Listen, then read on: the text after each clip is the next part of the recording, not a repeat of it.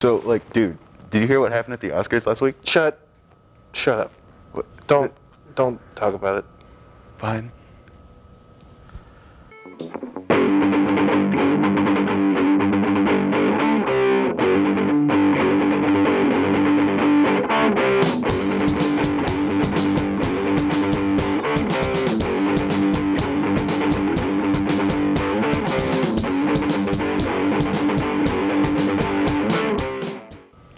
Welcome back to Two Dudes, One Couch. I'm Brad. And I'm Andrew.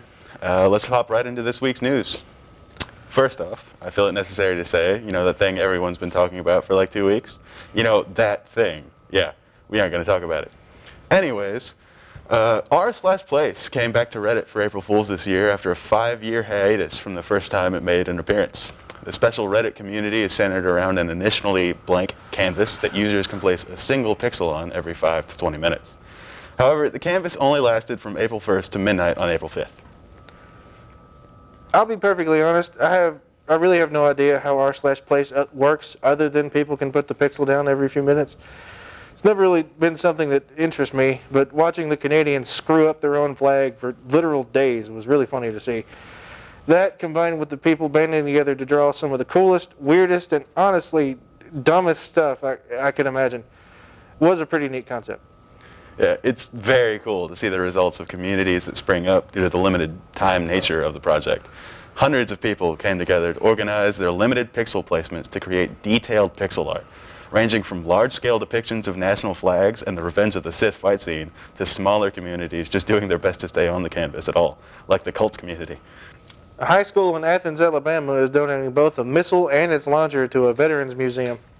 The deactivated MGM-52 Lance missile and M752 launcher sat outside the Athens High School since the end of the Cold War. The once nuclear-capable explosive has been painted red, white, and blue and has been donated to the Alabama Veterans Museum and Archives for restoration. See, now, I understand it was the Cold War and tensions were high and everything, but a nuclear-capable missile launcher in Alabama, was that really entirely necessary? If anything, this seems like the state saw an excuse to arm their high schools with lances and ran with it, which seems pretty on brand for Alabama. I think it's awesome that these two objects were just sitting outside of school for the past 40 or 50 years. I mean, yeah, they look cool, and being able to tell people your school is the one with the tank outside had to have been a cool story to tell. But still, it's crazy to think that a nuclear-capable missile was just chilling there, collecting dust. A drone business in Texas teamed up with online video creator Jared Gines to do the unthinkable. That's right, this dynamic duo pulled off the oldest internet prank in history on an entire city. These absolute madmen flew several hundred drones into the night sky above Dallas, Texas, which created a QR code that took its unfortunate scanners to the YouTube video for everybody's favorite song, Never Gonna Give You Up by Rick Astley. Can you imagine the hate these people must have felt getting rickrolled still in 2022? It aggravated me 10 years ago when it was still kind of relevant. Shogi has been around since the beginning of meme culture, back during the I Can Has cheeseburger and the Nyan Cat days.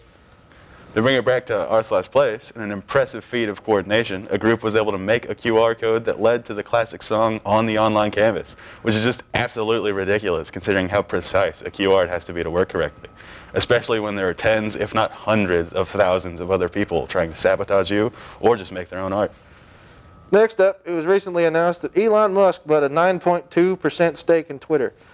This was announced after a poll he put up on the website asking if people thought the free speech platform was rigorously adhering to this principle. With this purchase, Musk will also be put on the Twitter board of directors alongside Twitter founder himself, Jack Dorsey, until he steps down in May. See, I'm torn here because I'm not usually a fan of billionaires. However, I also hate huge tech companies. So when a billionaire is suddenly the largest shareholder in a huge tech company, but is actually trying to push for free speech and changing Twitter from the cesspool it currently is, I'm hesitantly a fan of the move. If he ends up pushing Twitter's image more towards the presence he currently has on the site, it may actually end up being tolerable. I just think it's funny how quickly changes are being made now that Musk is the largest shareholder of the company. I think it was Tuesday that he started polling asking about the edit button, and the button was announced for its testing on Wednesday. I'm not sure what the moral of this story is, but I know that there is one in there somewhere. Anyways, that's all the news we got for you this week. We'll be right back after this break.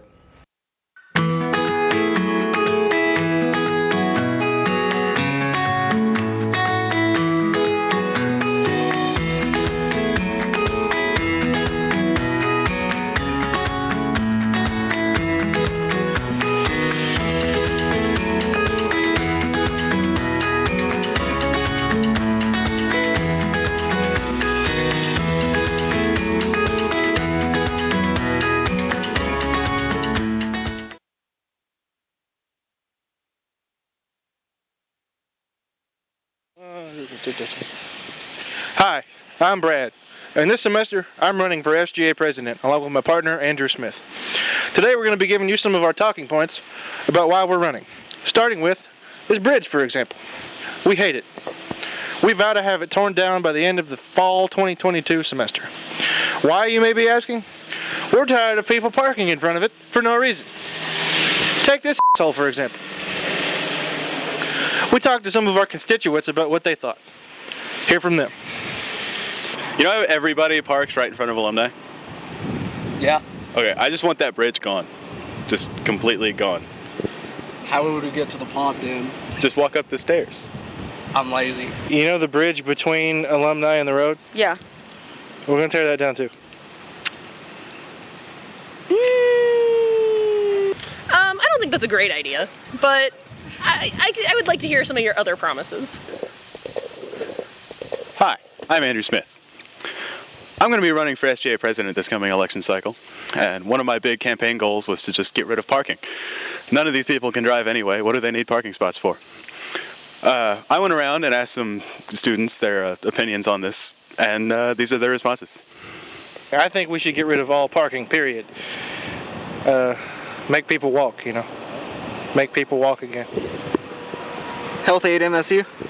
Yeah, something like that.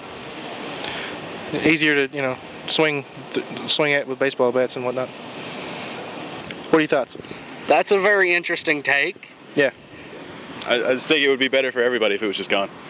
Your thoughts? I don't go here.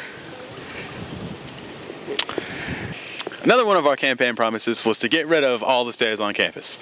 It's an obstruction to our learning. It's hard. They're hard to walk up, and you got to spend time getting down them. So we're going to replace all the stairs on campus with slides. And in instances like this, water slides. Free water park on campus every time it rains, which you know, Moorhead. In replacement for all stairs on campus, I want to add silly slides. Swirly sides? Yeah. Yeah. Yeah? Now I'm going to vote for you guys then. All right, cool. Yeah.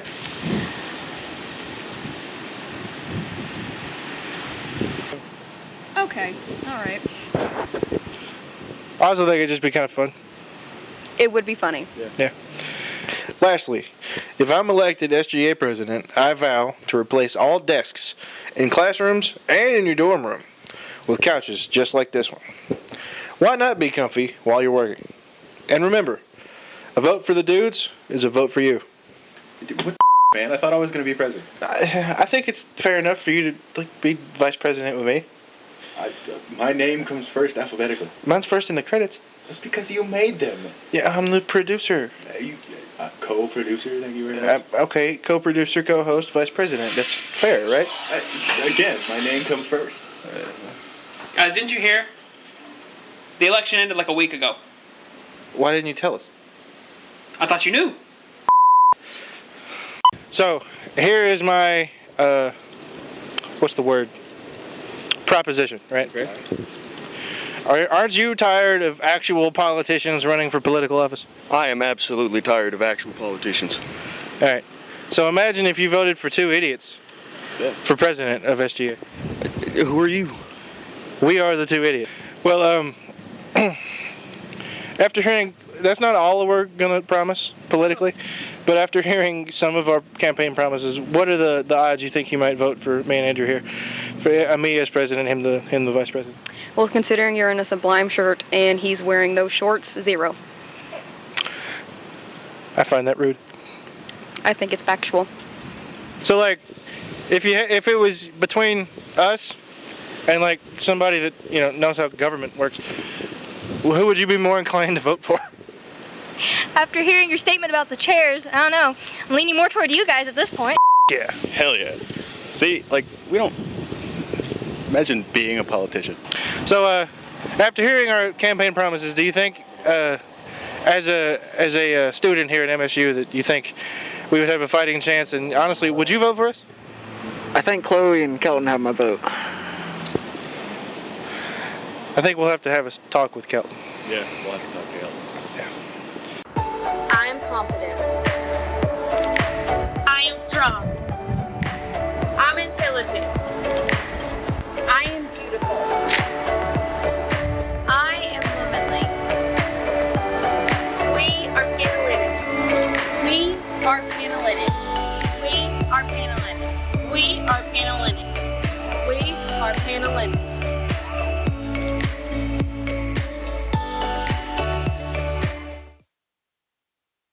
Back to Two Dudes, One Couch, and welcome to this week's debate segment. That's right. This week we got our political rival and extra special guest, Vice President-elect of Morehead State University Student Government Association, Kelton Crank. Hello, everybody. So we have a question to ask Kelton. Why did no one tell us that the election was over until after we had already planned out our whole campaign? Well, I spoke with my running mate, Chloe, and I was particularly concerned that you guys were going to challenge my seat. So I found it to be a strategic advantage that you guys just didn't know who was running. Well, since there's no chance for us to be elected now that the election's passed, we wanted to give you some of our talking points and ideas just to see if you could, like, pass them up the ladder and get some of our ideas in motion, just because we think we had some pretty good ones. And I'll see what I can do. And I'll see what I can do. Okay, so first, you know how everyone parks right in front of alumni, even though there are multiple signs saying that you shouldn't? Right. Okay, so that bridge between the street and alumni, what if we just got rid of it? Okay, actually, one of the ideas I wanted to work on in special projects was to save on parking space. We want to tear down all the residence hall buildings and let the students sleep in their cars. That way, there won't be much of an issue with parking. See, that was going along, that we had an idea similar to that. We wanted to get rid of none specifically because we just don't like looking at it. Yeah, it's ugly. And so if we're going to get rid of all of them, that would be encompassed into that. So, that's a great idea in my book. Well, I don't know. We honestly just, we've even considered moving Morehead State maybe to another city. But I can see it. we want to have modest goals our first term. So. We also considered getting rid of all the stairs on campus and just replacing them with slides because we think it'd be more fun. It'd spruce up campus, Well, I honestly, I was going to run on that as one of my platforms, but I ran into a tactical error when I asked myself, I'm not sure how students would get to the top after... Really sticky bottoms of the shoes? Yeah. And just then... go for it. Yeah. And then they take the shoes off when they slide down. Yeah. And then they just throw the shoes back up whenever. Yeah. So I think it would work. I'll write that one down. While you're writing that one down, I'll go ahead and propose you another one. Okay. We wanted to replace all the desks on campus. Yeah. In the dorms and in the classrooms. We wanted to replace them with couches, just, on brand, 2 dudes, 1 couch. Yeah. And we just think they're more comfortable than the nasty chairs we got in some of the academic buildings. Yeah, I just think it would be more fun. They're good for popping backs, and that's about it. These are much more comfortable. My political affiliation is starkly lined with chairs. That's not something I'm particularly wanting to advocate for personally, for many reasons that I don't want to delve into right now. But I think that is one of the reasons that we chose not to tell you there was an election. Yeah. Okay. But with the chord that we've struck with chairs, what else are you actually running with? What are some of your plans? Well, aside from abolishing all residence halls on campus, something that is very important to me is that students know that SGA is a resource for them. We are the advocacy body for students so that their concerns can reach the people who can do something about it. So I want to wear that on my sleeve all year, to be able to take those problems to people who will be able to point us in the right direction. Yeah, I think that's a noble goal, considering I never know it exists until the elections happen. After the elections happen, Yeah. you mean? Yeah, well, On purpose, apparently. Well, I'd like to thank you for being here, Kelton. Yeah. Thanks for putting up with our poking fun at your entire goal and all the stuff you've accomplished. Yeah. That's all the time we've got for you this week. Yeah. I'm Brad. This is Andrew. Be sure to check us out next week right here on MSU TV. And take it easy out there, folks. Take it easy. So, if you were to run, like, what would you do?